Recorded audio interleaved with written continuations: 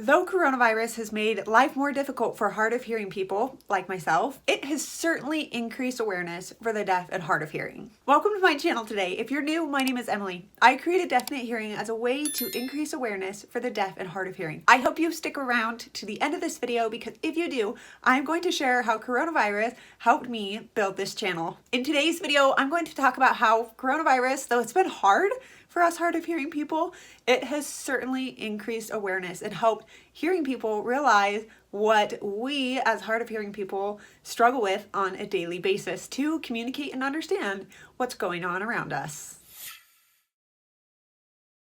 All right, so at the beginning of the pandemic, masks were mandated across the world. And with masks, hearing people and hard of hearing people alike really struggled to communicate. But specifically, hearing people started to realize like, wow, is this what hearing is like for hard of hearing people on a daily basis? Life is difficult when you cannot communicate. And that is true. And so through the course of coronavirus, more accessible masks were constructed. The most notable mask is probably the clear mask. Clear mask was actually created in 2017, but it wasn't until April 6, 2020 that the FDA officially cleared clear mask as the first fully transparent surgical mask that could be used in hospital facilities, surgical centers, clinics, schools, retail spaces, and so much more. This FDA clearance and clear masks product in general has given rise to so many other wonderful clear masks that have made it easier for hard of hearing people and the deaf community to communicate. One of my favorite clear masks that was inspired by coronavirus is the bend-shaped mask. If you haven't heard of it or tried it, I highly recommend it. Not only that, I created a how to make your own clear mask video and it got over 60,000 views when it was featured in the New York Post. People wanted to know about clear masks. People wanted to create a more accessible environment for those around them. All right, so next is the period of spring to summer 2020. This is what I am going to term or coin this term as the rise of the gray area. So hearing loss is essentially a spectrum. There's the hearing world and the deaf community that only uses sign to communicate and abstains from hearing devices.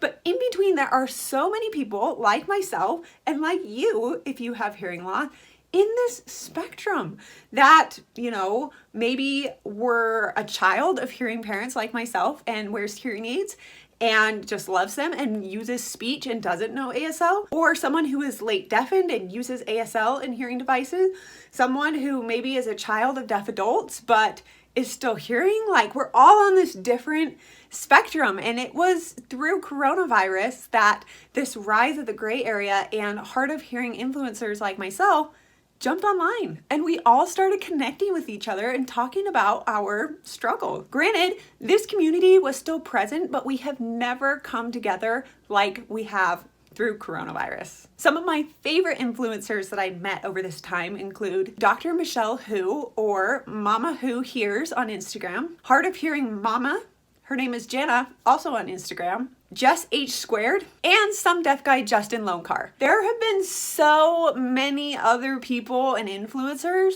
that I could not tell you all of them, but it has been absolutely incredible to see this rise and this unification of the hard of hearing community. I hope that you have felt that connection. And hey, if you're new to my channel, if you've been here for a while, be sure to subscribe, become a part of this community that is constantly becoming stronger every single day. All right, so next, awareness for the hard of hearing community also increased on October 14, 2020, when the New York Post featured an article about a New Jersey man who unfortunately got COVID early 2020 in March. His name is Michael Goldsmith. Unfortunately, Michael came down with COVID in March of 2020.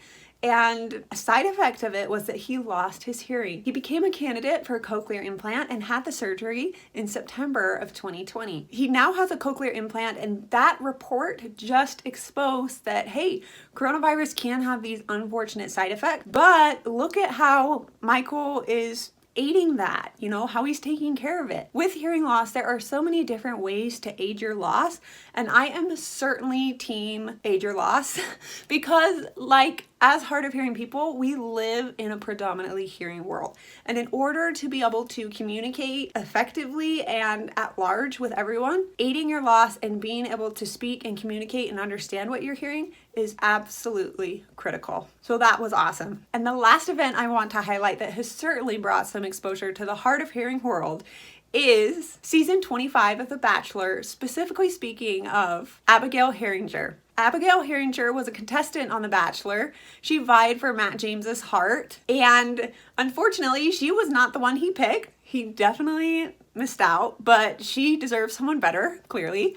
Anyway, side rant. She is amazing, and she has a cochlear implant. She was implanted very young, and so was her sister, and it was so cool for me to hear Abigail's story and to be like, no way, like, my sister and I both have hearing losses. My sister has a cochlear implant, I don't, but like, it was so cool to learn about another pair of sisters and make that connection and hear more about her story.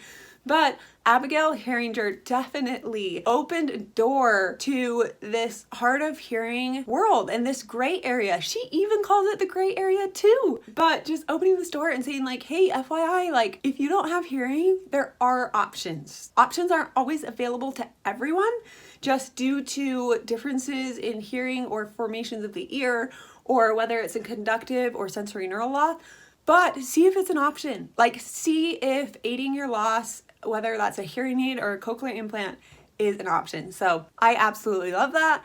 I was just so grateful for all of these events that have really brought light to the gray area and aiding your hearing loss. I will say that there are so many other events that also shed light on the deaf community, specifically speaking to the deaf community. And all of these events have been great, and they've definitely shown light and shown that wonderful community.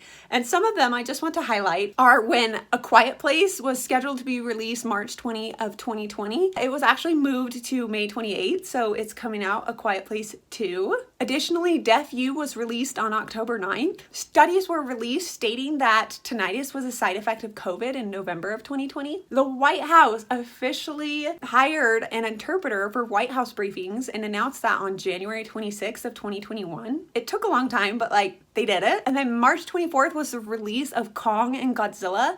This film featured one deaf, one hard of hearing actress, but Gia, the character of Gia, was played by Kaylee Hoddle. She is a deaf actress. It was her first time ever being in a movie, and I really appreciated that they hired someone or employed an actress that was actually deaf. From what I read, she is from a deaf family. She is fluent in ASL, and I just really appreciate that they did that. And then Millie Bobby Brown, she plays in that movie. She's also played in Stranger Things. She is deaf in one ear. She lost her hearing and then lost it permanently. I'm not sure if it's a hearing loss that could be aided. I was trying to research that but couldn't figure that out. But if I were her, I would totally grab a hearing aid for that ear. And last but not least, we had the Oscars on April 25th. So Marlee Matlin and the spotlights of A Coda Story and The Sound of Metal. So all of these great things bringing attention to the deaf culture and the deaf community specifically. And so that's exciting as well. Coronavirus has expedited all of these things, which is awesome. Thank you so much for sticking around to the end of this video. I just want to share how coronavirus inspired me to get into really YouTubing. So if you look back on my channel, you will notice that I started posting videos about my peanut allergy and my hearing loss. It was like kind of a blended channel, and it was something I was kind of doing just leisurely to like help parents, and it was really hard to balance because I was working full-time. Long story short, speed up to May of 2020, I realized I was in the travel industry and just realized that unfortunately I probably wouldn't have a job in a couple months. So I thought, you know what a great time to work on this passion project. I really want to focus on this. I want to show people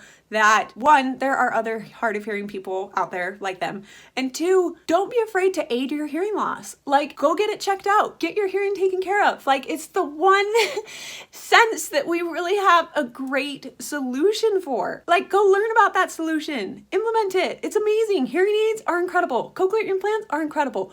bone anchored hearing aids are incredible. And so I just really wanted to shed more light on that. And so it's essentially that I lost my job like May, June, and just really started working on YouTube. And now I have another full-time job and I just do this on the side. But it has been so fun to connect with all of those influencers that I talked about earlier, and then connect with all of you. I am so grateful for you. It's so encouraging to hear all of your stories of how you found my channel, or your questions that you have with my, like, based on my experiences, or hearing your advice. Like, so many of you have been giving me such encouraging advice that I'm like, yes, okay, the future's bright and it's great. And so though coronavirus has been really lame and stinky and like so sad, so tragic, like we've lost so many people along the way, and it's just been emotional. It's been so, wow, what a year. What a year. And so though it's been rough, there have been some good things, and I wanted to highlight those in today's video. So I hope that you have seen some of that positive light and that change, specifically with the hard of hearing aspect. I know that we've been through so many other things, especially in America, with civil rights and working with the police to figure everything out, and just all of these like social things that need to change. Anyway, I want to wrap this back in. I hope you enjoyed this video. If you have any questions for me, please let me know in the comments below. And don't forget to subscribe if you haven't already. I want you to be a part of this community. And if you have subscribed, thank you. Thank you so much for being here. Stay strong, stay amazing, and have a great day. Bye. I wanted to show you all the bend shape mask. This is my favorite clear mask, just because it doesn't fog up. It's a really snug, comfy fit, and just the design is so smart. Like, look at this. These loops go around so they don't have to mess with your hearing aids. So I filmed some pieces on this a while back when I first got them, like before we went to Hawaii. And sadly, my phone broke and I've lost all of that footage. So clearly I should do a video on this. What do you think? Should I do a video on this? If so, let me know in the comments below. I'll also include a link to bend shape mask in the comments below. These are reusable up to 3 times, the website says. I admit I've used them more. I just clean them with cold water and hand wash them, and they've been working super well. Anyway, check out bend shape masks.